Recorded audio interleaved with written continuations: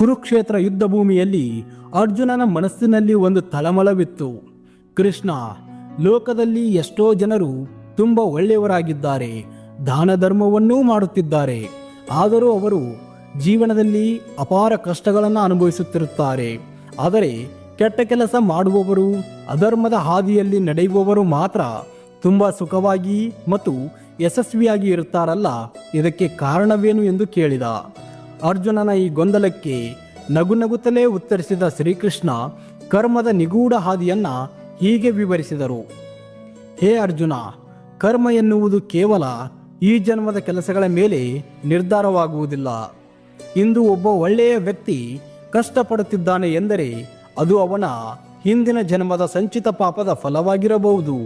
ಹಾಗೆ ಒಬ್ಬ ಕೆಟ್ಟ ವ್ಯಕ್ತಿ ಇಂದು ಸುಖವಾಗಿದ್ದಾನೆ ಎಂದರೆ ಅವನು ತನ್ನ ಹಿಂದಿನ ಜನ್ಮದಲ್ಲಿ ಮಾಡಿದ ಯಾವುದೋ ದೊಡ್ಡ ಪುಣ್ಯದ ಫಲವನ್ನು ಈಗ ಉಣ್ಣುತ್ತಿದ್ದಾನೆ ಎಂದರ್ಥ.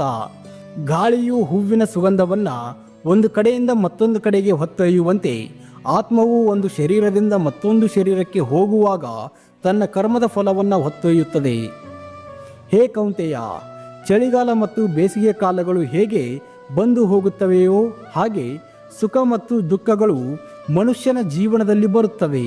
ಅವು ಎಂದಿಗೂ ಶಾಶ್ವತವಾಗಿರಲ್ಲ. ಒಳ್ಳೆಯವರು ಕಷ್ಟದಲ್ಲಿದ್ದಾಗ ಧೃತಿಗೆಡಬಾರದು, ಏಕೆಂದರೆ ಆ ಕಷ್ಟಗಳು ಅವರ ಹಿಂದಿನ ಕರ್ಮಗಳನ್ನು ಕಳೆದು ಅವರನ್ನು ಶುದ್ಧೀಕರಿಸುತ್ತವೆ. ಉದಾಹರಣೆಗೆ, ಚಿನ್ನವು ಶುದ್ಧವಾಗಬೇಕಾದರೆ ಬೆಂಕಿಯಲ್ಲಿ ಬೇಯಲೇಬೇಕು.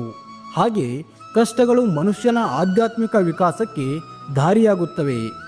ಭಗವದ್ಗೀತೆಯ ಸಾರದಂತೆ ಜೀವನದಲ್ಲಿ ಯಾವುದು ನಡೆಯಬೇಕು ಅದು ಖಂಡಿತವಾಗಿಯೂ ನಡೆಯುತ್ತದೆ. ಅದನ್ನು ತಡೆಯಲು ಯಾರಿಂದಲೂ ಸಾಧ್ಯವಿಲ್ಲ. ಆದರೆ ನಾವು ಮಾಡುವ ಪ್ರತಿಯೊಂದು ಕೆಲಸವು ನಮ್ಮ ಭವಿಷ್ಯವನ್ನು ನಿರ್ಧರಿಸುತ್ತವೆ.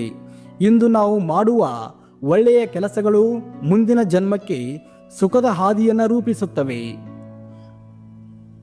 ಕರ್ಮವೆಂದರೆ ಕೇವಲ ಶಿಕ್ಷೆಯಲ್ಲ ಅರ್ಜುನ. ಹಿಂದಿನ ಕರ್ಮಗಳು ವರ್ತಮಾನವನ್ನು ರೂಪಿಸಿದರೆ ಇಂದಿನ ನಮ್ಮ ಆಯ್ಕೆಗಳು ಭವಿಷ್ಯವನ್ನು ರೂಪಿಸುತ್ತವೆ. ಸುಳ್ಳಿನ ಬದಲು ಸತ್ಯವನ್ನು ನುಡಿಯಬೇಕು, ದ್ವೇಷದ ಬದಲು ಪ್ರೀತಿ ಮಾಡಬೇಕು, ಹಾಗೂ ಅಧರ್ಮದ ಬದಲು ಧರ್ಮವನ್ನು ಆರಿಸಿಕೊಂಡರೆ ಎಂತಹ ಕೆಟ್ಟ ಕರ್ಮದ ಹಾದಿಯನ್ನಾದರೂ ಬದಲಾಯಿಸಬಹುದು. ಈ ರೀತಿಯಾಗಿ ಶ್ರೀಕೃಷ್ಣ ಬೋಧಿಸಿದನು. ಸ್ನೇಹಿತರೆ, ಕೃಷ್ಣನ ಈ ಬೋಧನೆಯ ಸಾರಾಂಶವಿಷ್ಟೇ. ಕರ್ಮನ್ನೇ ವಾದಿಕಾರಸ್ತೆ ಮಾಫಲೇಶು ಕದಾಚನ.